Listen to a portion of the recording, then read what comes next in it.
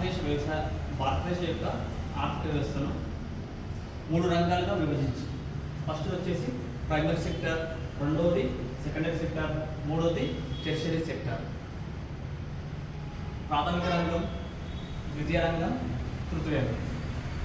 ప్రాథమిక రంగం primary sector. Primary సెక్టర్లో వచ్చేసి ఫస్ట్ది agriculture and allied sectors. Agriculture and allied sectors వ్యవసాయ అనుబంధ రంగం. వ్యవసాయ అనుబంధ రంగం. వ్యవసాయ అనుబంధ రంగాల్లో మొదటిది అగ్రికల్చర్, వ్యవసాయం. అగ్రికల్చర్, వ్యవసాయం. అగ్రికల్చర్లో మళ్ళీ వచ్చేసి క్రాప్స్ అంటే పంటలు, క్రాప్స్ పంటలు మరియు హార్టికల్చర్ ఉద్యానవన పంటలు. Next B animal husbandry, animal husbandry పశు సంపద. C forestry and sericulture, forestry and sericulture. D fishery and aquaculture, fishery and aquaculture. Agriculture, animal husbandry, forestry and sericulture, fishery, aquaculture. ఈ 4 వచ్చేసి అగ్రికల్చర్ అండ్ అలైడ్ సెక్టార్స్, వ్యవసాయ అనుబంధ రంగాలు లేదా వ్యవసాయ రంగంగా పిలువవచ్చు. Next రెండోది మైనింగ్స్ అండ్ క్వారీస్, గనులు మరియు త్రవ్వకాలు. గనులు మరియు త్రవ్వకాలు. గనులు మరియు త్రవ్వకాలు వ్యవసాయ అనుబంధ రంగాలను కలిపి మనం ప్రైమరీ సెక్టార్ లేదా ప్రాథమిక రంగంగా పిలుస్తాం. ఈ ప్రాథమిక రంగాన్ని ఏ పద్ధతిలో లెక్కిస్తాం? జాతీయ ఆదాయంలో ఈ ప్రాథమిక రంగాన్ని ఏ పద్ధతిలో లెక్కిస్తామంటే ప్రొడక్షన్ మెథడ్. ప్రొడక్షన్ మెథడ్ ఉత్పత్తి పద్ధతి. ఉత్పత్తి పద్ధతిలో ప్రాథమిక రంగాన్ని జాతీయ ఆదాయంలో లెక్కిస్తాం. రెండోది వచ్చేసి సెకండరీ సెక్టార్, ద్వితీయ రంగం. సెకండరీ సెక్టార్లో వచ్చేసి మనకి ఏముంటాయంటే మ్యానుఫ్యాక్చరింగ్ మరియు ఎలక్ట్రిసిటీ, గ్యాస్, వాటర్ సప్లై మరియు కన్స్ట్రక్షన్. మ్యానుఫ్యాక్చరింగ్ అంటే తయారీ రంగం. తయారీ రంగంలో మళ్ళీ 2 విధాలుగా ఉంటుంది: register manufacturing, unregister manufacturing. Register ఒకటి, అన్రిజిస్టర్ ఒకటి. Next electricity, gas, water supply. విద్యుత్తు, గ్యాస్, నీటి సరఫరా. విద్యుత్తు, గ్యాస్, నీటి సరఫరా. నెక్స్ట్ కన్స్ట్రక్షన్, నిర్మాణ రంగం. ఈ నిర్మాణ రంగంలో కూడా మళ్ళీ 2 విధాలుగా ఉంటుంది. ఒకటి వచ్చేసి టౌన్ కన్స్ట్రక్షన్, రెండోది విలేజ్ కన్స్ట్రక్షన్. పట్టణ నిర్మాణ రంగము, గ్రామీణ నిర్మాణ రంగం.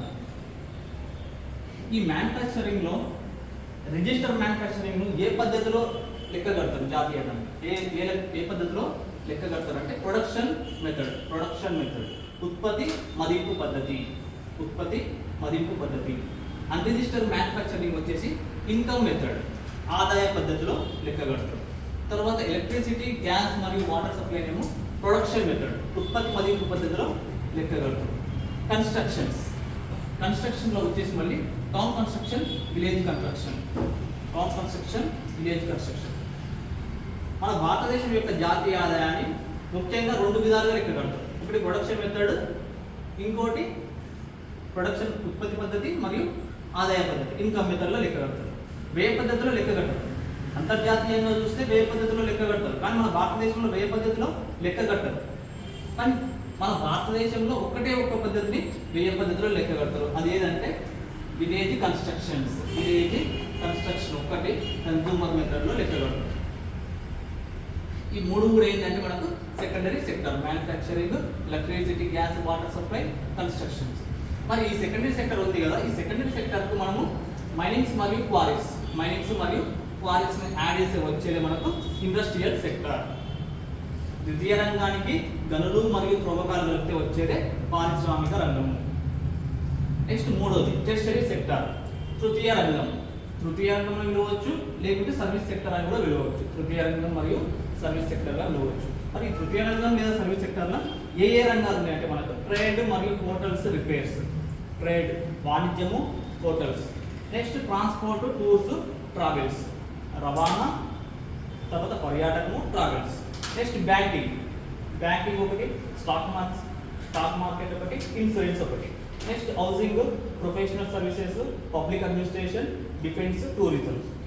ఈ మొత్తం కూడా ఏంటంటే సేవారంగం. సేవారంగంలో మనకు ట్రేడ్, హోటల్స్, వాణిజ్యము మరియు హోటల్స్, ట్రాన్స్పోర్ట్, రవాణా, టూరిజము, తర్వాత ట్రావెల్స్. నెక్స్ట్ బ్యాంకింగ్ సెక్టార్ ఒకటి, స్టాక్ మార్కెట్ ఒకటి, ఇన్సూరెన్స్. ఇన్సూరెన్స్ సెక్టార్ కూడా ఉంటుంది. Next housing, professional services.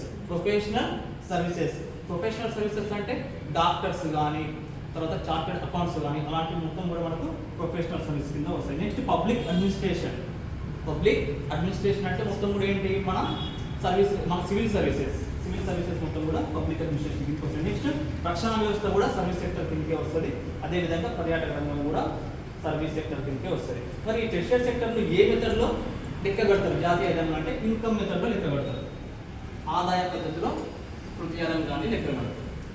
ఇవి 3 రంగాల గురించి, భారతదేశంలోని 3 రంగాలు ఏ పద్ధతిలో జాతీయ ఆదాయం లెక్క కడతారని చెప్పేసి మనం తెలుసుకుంటాం.